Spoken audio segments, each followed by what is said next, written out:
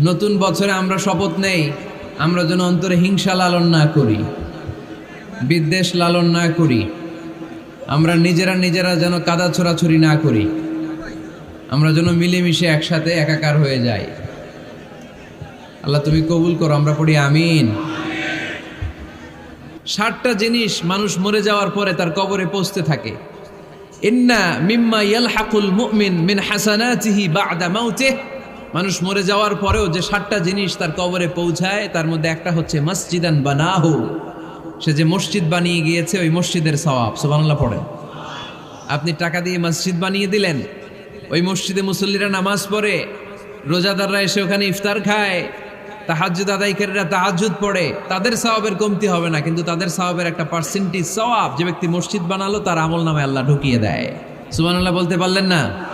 হে নামাজি